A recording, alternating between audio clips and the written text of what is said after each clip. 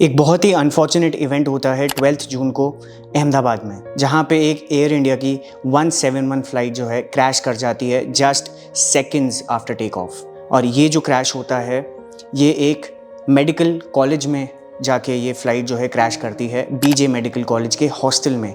इस फ्लाइट में 230 passengers, 10 crew members और 2 पायलट्स ट्रैवल कर रहे होते हैं। पूरी फ्लाइट में 242 लोग ट्रैवल कर रहे थे, जिसमें अनफॉर्चुनेटली 241 लोगों की डेथ हो गई।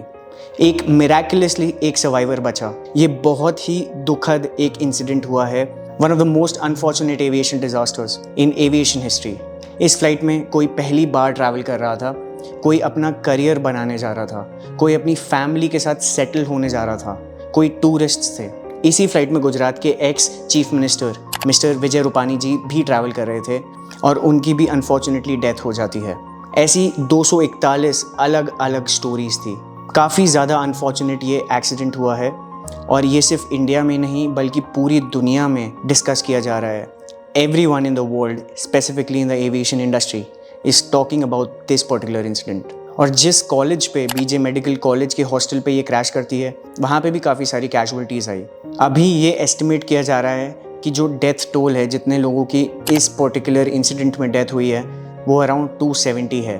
कोई एक ऑफिशियल नंबर अभी नहीं जारी किया जा रहा है, बट जो प्लेन में जितने लोग थे 242, उसमें से 241 लोगों की डेथ हो चुकी है। बट ये एक्सीडेंट हुआ कैसे? क्या ये एक टेक्निकल फेलियर था? क्या ये एक मेंटेनेंस इशू की वजह से हुआ है? क्या ये ह्यूमन एरर, पॉसिबली पायलट की गलती की वजह से हुआ है? अभी तक कुछ भी नहीं पता चल पाया है और ये फाइनल रिपोर्ट आने में कुछ महीने लग सकते हैं। बट जो थ्योरीज फ्लोट अराउंड कर रही है, हम इस वीडियो में उनकी ही बात करेंगे। तो ये जब प्लेन टेक ऑफ करता है 1:38 PM पे, ये पूरा रनवे का यूज़ करता है। अप्रॉक्सीमेटली 3.5 किलोमीटर्स का ये लंबा रनवे था और पूरा ही जो है रनवे उसका यूज़ किया प्लेन ने टेक ऑफ करने में। वो भी एक कंसर्न बताई जा रही है by aviation experts and investigators, and we'll see कि इसमें और क्या डिटेल सामने आती है। फ्लाइट के टेक ऑफ करने से पहले, इनफैक्ट फ़्लाइट के ऑनबोर्डिंग से पहले ऐसी कोई ग्रेव कंसर्न्स सामने नहीं आई थी। जो एक चेकलिस्ट होती है और जो ग्राउंड स्टाफ है, उन्होंने कोई ऐसी कंसर्निंग चीज़ को नोटिस नहीं किया था before the flight was ready and onboarding passengers. अब जब धीरे धीरे सारे वीडियोज़ जो टेक ऑफ के सामने आ रहे हैं, एक क्लियर दूसरे एंगल से भी किसी ने वीडियो लिया था अपने फ़ोन से, वो भी सामने आया है। उनसे काफ़ी ज़्यादा चीज़ें क्लियर होती जा रही हैं। इससे पहले काफ़ी ज़्यादा थ्योरीज़ और अजम्पशंस लगाए जा रहे थे और अभी तक भी ये सारी चीज़ें थ्योरीज़ ही हैं क्योंकि इन्वेस्टिगेशन ऑनगोइंग है। बट हम इस वीडियो में डिस्कस करेंगे कि ये जो थ्योरीज़ आई हैं सामने, ये कौन कौन सी थ्योरीज़ हैं। सबसे पहली एक थ्योरी फ्लोट अराउंड कर रही है, वो ये है कि एक पॉसिबल बोर्ड स्ट्राइक हुआ हो। अब एक बोर्ड स्ट्राइक क्या होता है? जब एक बोर्ड्स का पूरा ग्रुप एयरक्राफ्ट के सामने आ जाता है, उसकी वजह से इंजन फेलियर हो सकता है। बट अगर आप वीडियो को क्लियरली देखेंगे, दोनों ही वीडियोज़ में ऐसा कहीं दूर दूर तक नहीं लग रहा है कि पॉसिबल बोर्ड स्ट्राइक हो। और अगर बोर्ड स्ट्राइक होती भी है तो वो ज़्यादा से ज़्यादा एक इंजन को फेल कर सकती है, दूसरे इंजन को नहीं कर सकती है। And both the engines failing at the exact same time, the chances of that are next to impossible. और जो एयरपोर्ट है, अहमदाबाद का एयरपोर्ट है, सरदार वल्लभ भाई पटेल एयरपोर्ट, यहाँ पे बर्ड्स के होने की काफ़ी न्यूज़ आती है, काफ़ी ज़्यादा लोग बात करते हैं उस चीज़ की। बट वीडियो में साफ दिख रहा है कि आसपास कोई भी बर्ड्स नहीं थी as far as the video is concerned. तो ये जो पर्टिकुलर थ्योरी है, इसको नेगेट कर देते हैं, इसको डिबंक कर देते हैं। और दूसरी चीज़ ये है कि अगर एक बोर्ड स्ट्राइक होती, पॉसिबल बोर्ड स्ट्राइक होती, तो कहीं ना कहीं से एक स्पार्क या एक फायर इंजन से निकलता हुआ दिखता, जो कि नहीं दिखा। जब तक प्लेन क्रैश नहीं हुआ तब तक ऐसी कोई चीज़ नहीं सामने आई थी। दूसरी थ्योरी जो ये फ्लोट अराउंड कर रही थी, वो ये थी कि हो सकता है ये पायलट का एरर हो। तो पहले जो वीडियो सामने आ रहा था उसमें ये चीज़ नोटिस में नहीं आ रही थी कि जो फ्लैप्स हैं वो खुले हुए हैं पूरी तरीके से या रिट्रेस कर रहे थे। तो इस वजह से एक थ्योरी ये सामने आ रही थी कि हो सकता है पायलट ने अपने को पायलट को या फर्स्ट ऑफिसर को ये इंस्ट्रक्शन दिया हो कि जो लैंडिंग गियर है उसको आप ऊपर कर लीजिए, उसके बजाय जो फर्स्ट ऑफिसर है उन्होंने गलती से फ्लैप्स वाला जो हैंडल है, फ्लैप्स वाला जो लेवर है वो ऊपर कर दिया, जिसकी वजह से फ्लैप्स रिट्रेस करने लग गए। और एक और चीज़ यहाँ पे वीडियो में साफ साफ दिख रही है कि जो लैंडिंग गियर है वो अभी तक बाहर था। ऐसा कहा जाता है एविएशन इंडस्ट्री में कि जब एक प्लेन टेक ऑफ करता है तो लगभग 50 फीट के ऊपर जैसे ही प्लेन हाइट अपनी बना लेता है तो उसके ऊपर उसके बाद पायलट है वो लैंडिंग गियर को ऊपर कर लेता है, लेवर को खींच देता है उसको रिट्रेस करने के लिए। तो यहाँ पे थ्योरी आ रही थी कि हो सकता है कि पायलट एरर हुआ हो और instead of actually landing gear को ऊपर करने की जगह हो सकता है कि फ्लैप्स को ऊपर कर दिया गया हो।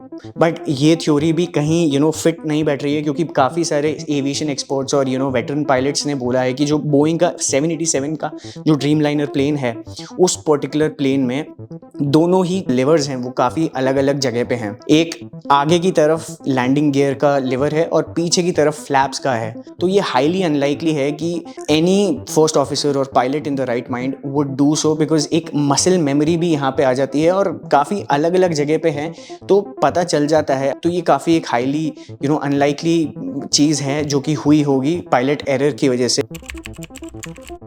जो तीसरी चीज़ है जो कि हो सकती है वो है एक dual engine failure. Dual engine failure के चांसेस मैंने जैसे पहले बताया था कि बहुत नेक्स्ट टू इम्पॉसिबल है। और अगर मैं सिंगल इंजन फेलियर की भी बात करूं तो 1 in 3.75 lakhs ये चांसेस हैं। मतलब एक flight out of 375 lakh flights में ये हो सकता है कि ये केस हो जहाँ पे एक सिंगल इंजन फेलियर भी हो। तो पॉसिबिलिटी हो सकती है एक ड्यूल इंजन फेलियर की या हाइड्रोलिक फेलियर की, टोटल पावर लॉस अगर हम बात करें तो जब ये प्लेन ने टेक ऑफ किया तो उसने एक मैक्सिमम हाइट अराउंड 625 फीट की जो है अटेन कर ली थी और उसके बाद ये डिसेंड करने लग गया 475 फीट पर मिनट की स्पीड से।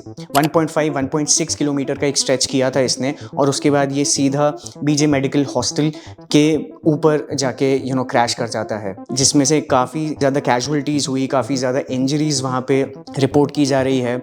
अराउंड 50-60 स्टूडेंट्स की यहाँ पे कैजुअलिटीज़ की रिपोर्ट आ रही हैं। अभी तक कुछ भी कंफर्म नहीं है। और एक चीज़ जो सामने आई है वो आई है कि जो पायलट थे कैप्टन सुमित सबरवाल, उन्होंने एक मे डे कॉल इशू करी थी ATC को, जो एयर ट्रैफिक कंट्रोल है उसको, और उसमें उन्होंने कहा था mayday no power no thrust going down. और ये जो मे डे की कॉल है ये उस टाइम पे इशू की जाती है, पायलट उस टाइम पे ये कॉल करता है ATC को जब सिचुएशन आउट ऑफ कंट्रोल जाने लग जाती है। और उसमें ये साफ बताया जा रहा है कि उन्होंने कहा था कि नो थ्रस्ट नो पावर, मतलब कि एक्सेलरेशन नहीं हो रहा है, कोई वो थ्रस्ट नहीं मिल पा रहा है जिससे वो प्लेन को पुश करें ऊपर की तरफ। कोई पावर नहीं थी, टोटल पावर लॉस हो सकता है, हाइड्रोलिक पावर लॉस हो सकता है। और यहाँ पे अगर आप वीडियो देखेंगे तो पूरे वीडियो में आप देखेंगे जो प्लेन का नोज है वो ऊपर की तरफ ही आपको दिखेगा।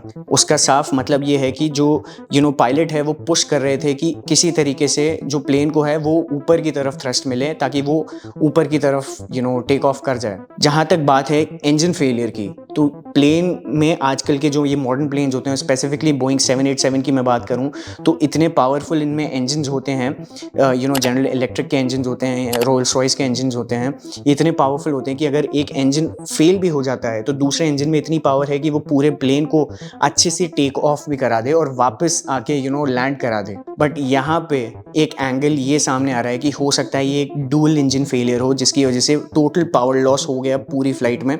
और एक और एंगल जो यहाँ पे सामने आ रहा है वो आ रहा है रैट का मतलब है रैम एयर टर्बाइन। ये तब डिप्लॉय होता है जब दोनों ही इंजन्स फेल हो जाते हैं या हाइड्रोलिक फेलियर हो जाता है, टोटल पावर लॉस हो जाता है एक एरोप्लेन में, और ये ऑटोमेटिकली डिप्लॉय हो जाते हैं। तो आप वीडियो देखेंगे उसमें ऐसी आवाज़ भी आ रही है कि रैट डिप्लॉय हो गया था।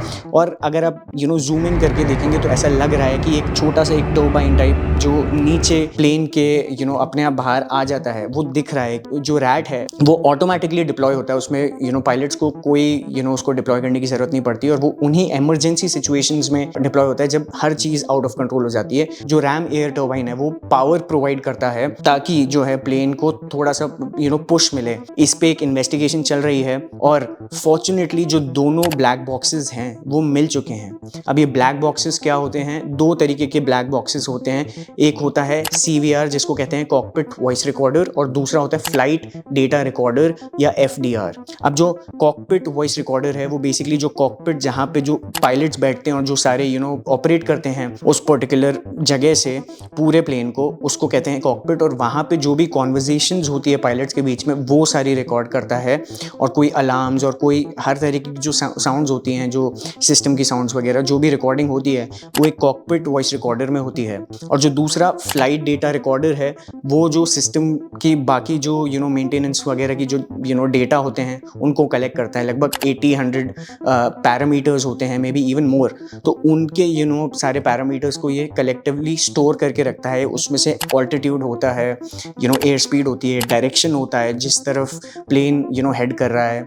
तो ये सारी चीज़ें होती हैं, ये भी एक काफ़ी यूज़फुल होती हैं पता लगाने में कि प्लेन में एक्चुअली गड़बड़ क्या हुई। ये सारी चीज़ें फॉर्चुनेटली अब मिल चुकी है अथॉरिटीज़ को और इन्वेस्टिगेशन जारी है। और ये दोनों ही चीज़ जो होती हैं, जो ब्लैक बॉक्सेस होते हैं, ये इंडिस्ट्रक्टिबल होते हैं इन द सेंस कि ये बनाए ही इसलिए जाते हैं ताकि कोई अगर अनफॉर्चुनेट ऐसा एक इंसिडेंट होता है तो उसको ये सर्वाइव कर जाए और उसकी वजह से मेजर इन्फॉर्मेशन जो है वो कलेक्ट हो जाए इन्वेस्टिगेट करने में कि प्लेन के साथ हुआ क्या था। अब ये दोनों ही जो ब्लैक बॉक्सेस हैं ये इन्वेस्टिगेटर्स के पास हैं, और इससे रिपोर्ट जो बनेगी with in the next few weeks and months हमको एक्चुअल जो रीज़न है वो पता चलेगा कि ये क्रैश हुआ क्यों। अगर ये टेक्निकल इशू होता है, मैन्युफैक्चरिंग इशू होता है, तो बोइंग को जवाब देना पड़ेगा। और बोइंग पे already in the last few years काफ़ी ज़्यादा एलिगेशंस लग चुके हैं कि बोइंग कि एयरक्राफ्ट्स में कुछ ना कुछ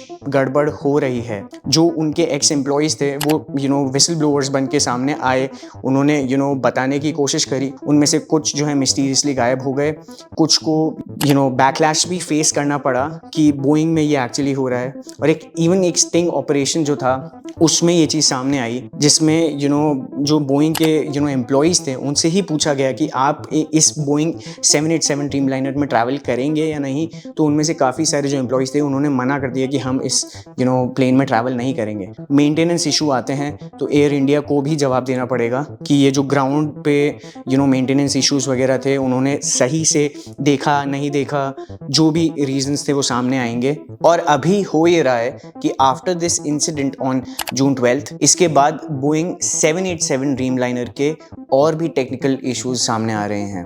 अभी बोइंग के इश्यूज हैं या एयरलाइन के इश्यूज हैं, बट उसके बाद हुआ ये कि एक ब्रिटिश एयरवेज की बोइंग 787 की ड्रीमलाइनर ही जो लंदन से चेन्नई आ रही थी उसको बीच में ही वापस लंदन में लैंड करवाना पड़ा। और उसके बाद एक और एयर इंडिया की ही बोइंग 787 एयर इंडिया की 315 फ्लाइट नंबर जो हांगकांग से दिल्ली आ रही थी उसको फिर से हांगकांग वापस लैंड करना पड़ा because of some technical issues. तो ये सारे इंसिडेंसेस और हो चुके हैं अभी तक। हालांकि इनमें कोई मेजर इंसिडेंट हुआ नहीं है, बट जो टेक्निकल इश्यूज हैं वो सामने आ रहे हैं। So at the time of recording this video हमारे पास ये न्यूज़ है। हो सकता है कि by the time that you are watching this video और भी कुछ नई इंफॉर्मेशन ऐड हो जाए, but we'll have to wait for the final report and see ki what is the exact reason for this unfortunate air crash. 241 souls were lost that day. I hope कि भगवान उनकी आत्मा को शांति दे।